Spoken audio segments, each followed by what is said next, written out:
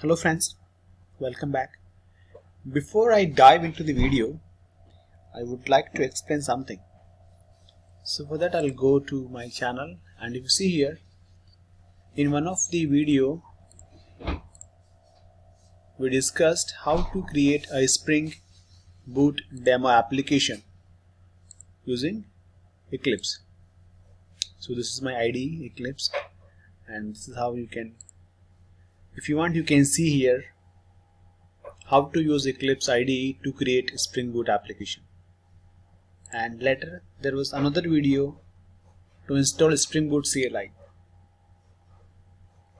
Spring Boot CLI can also be used to create Spring Boot projects. So second approach number 2.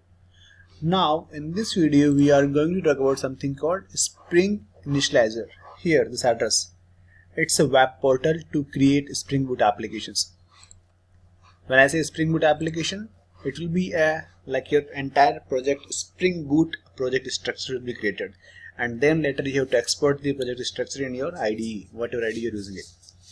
So we'll go step by step. So first of all, we have to pick the dependency, like we have to pick the type of the project, whether it will be a Maven project or Gradle, depending on the build tool which you are using. So for now, because in my machine I have installed Maven, so I'll pick Maven. If you are using Gradle, you can go for the second option. So I'll pick this one, project type.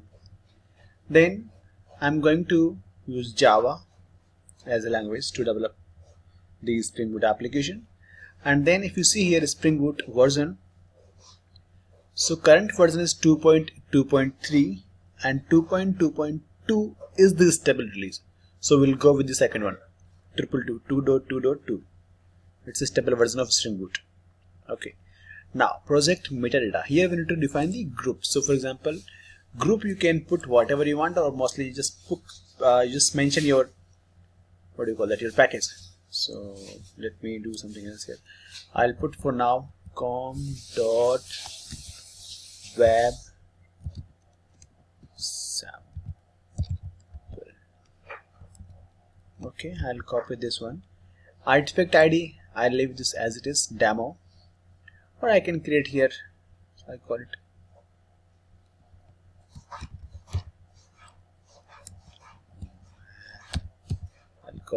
web demo. And then description, if you want to add something you can write something, else you can leave this one as it is. Package com.web.sample and web demo. So your artifact ID is your class. And now this is a very important thing, packaging. How do you want your web or Spring Boot application, like the final version? So people, if you want to deploy it, you can generate, you can configure var, or you can pick jar. So for now I'll go with the var, so that I can deploy this var on the web server. Okay. Next is Java version. So I'm using Java 8, but it has support. If you are using latest version of Java, maybe you are working on Java 11 or Java 13, you can pick anyone from here. But for now, because I have Java 8 on my machine, let me just show you guys. Just type cmd java dash. So I have Java 1.8. okay, so I'll just go ahead with the 1.8. Now this portion is really important. Here you have to add all your dependencies, whatever you want. For example, they are mentioned like web dependency, security, JPA and all. So for example, I want web dependencies. I'll pick web, Spring Web, and it says like there are different ones. So you click here, I want the Spring Web, it's here. Just click web for if you want to add for the web service. Again web if you want to add for the reactive ways to design the web pages. For example, if you want to add JDBC dependency, that also you can, Spring Data JDBC dependency added. So that's it for now for my web application. I think good enough. So depending on the requirement, you can choose your all your dependency. You can go and pick this way also, like for web dependencies, for theme leap, if you want to design your pages by using theme leap. So let me click on this too as well. For security, for example, I will go with the Okta. SQL, we have already picked this one, JDBC. Okay. MySQL server, NoSQL, and blah blah blah. So there are so many. If you want, you just keep going down and pick whatever dependency you want. Okay, and I will be using Apache MQ. Fine. Okay, so I think I've added all the required dependencies for my project. I have selected 7 dependencies. Now I'm going to generate, or I'm just going to download the project. 1 second. Okay, for now, so just let me review. Project is Maven, language will be Java, then we are using a stable release of Spring Boot, address 2.2.2. Group we have mentioned here, artifact ID, name, description, packaging, Java version, and dependencies. Like click here, generate, it says controller and enter. So here is my webdemo.zip file. I'm just going to save this on my desktop. Okay, it's done. Let me go to my desktop. Web demo is here. I'll just extract the file. This is going to unzip this project here only. Now this is my, what do you call this, Maven project. So I'll go to my IDE. Let me close this one. I will import this one. Import. You can type, existing Maven project. Go next. So here I have my project. Pick the pom.xml. It will automatically come here. Select pom.xml file and click next. So it's importing. You can see here the import process. It's importing Maven, and it is also downloading all the required jar files here. You can see. So this is the good part of the Spring Boot, that there is no need to download the jar files or into the library folder. So it takes care of all the libraries and all the required versions, like stable versions or the compatible with the different versions. Is everything is taken care by Spring Boot framework. So this is the good part. It wasn't there in the Spring MVC.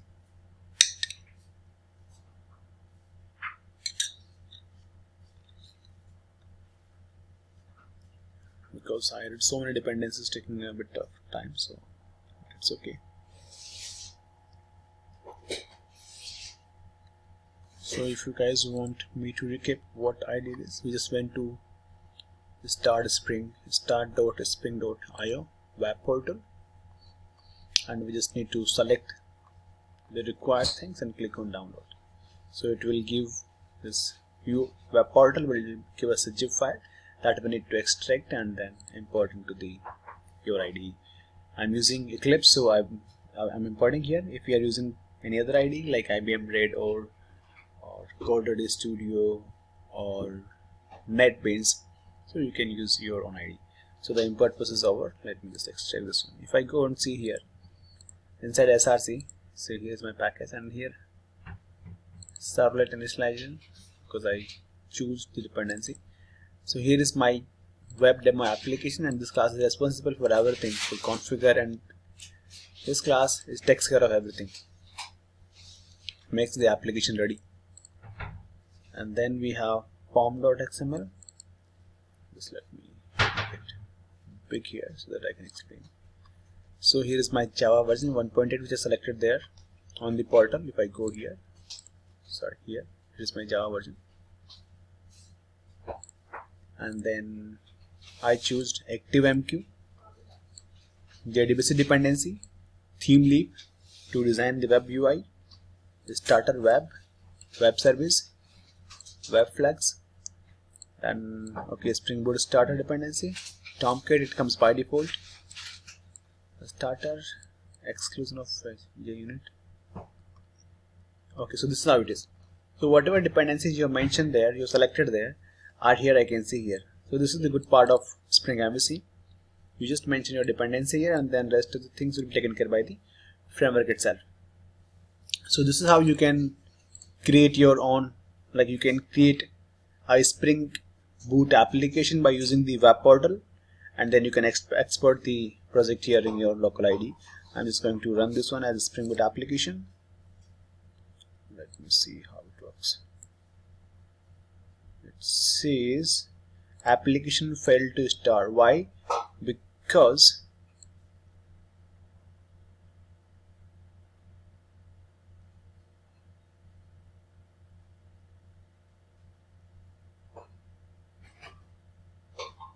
there's a problem with the data. So what I will do, I simply go here and I'll remove the unwanted dependencies which I added earlier. Spring Boot, I don't even need the web service as of now. Web Flux is fine. Starter framework. Okay, just let me save this one. Which is building my project. So configuring everything, whatever is required. I'll just clear this part and rerun the application.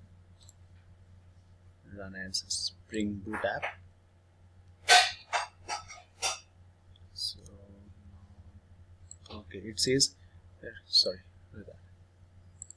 it says here port number 80 is already in use. Okay, so what I will do is here I'll explain one more thing.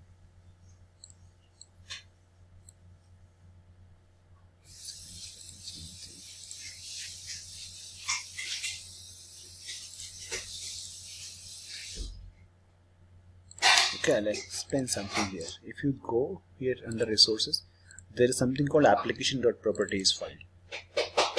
Let's say now we know that I have a server but like Tomcat, but it's already being used. My port number 8080 is already occupied. So what I will do is here I will just create one entry in this file, server.port equals to 8081, because 8080 is already occupied, so I'm just going to use 8081. You guys can use any other port number, 8082, 8384, whatever, control S. Okay, so now let me just go there. This console. Okay, now I'm going to run this application. Run as Spring Boot app. So here's my console. Security password for what? For ThemeLib configuration. Okay, but that is okay. So we'll talk about ThemeLib later in the later video. But if you see here, your Tomcat, your server has started already on the port number 8081. Okay, so if you will go to your browser and if you type here localhost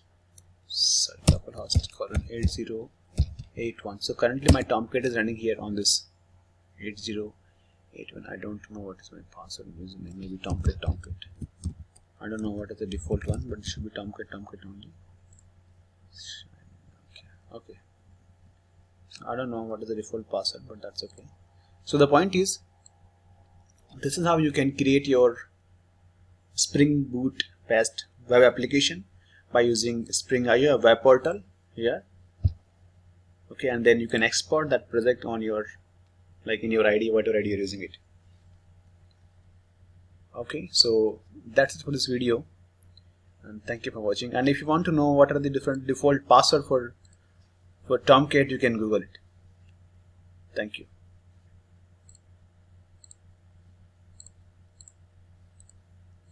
Thank you for watching.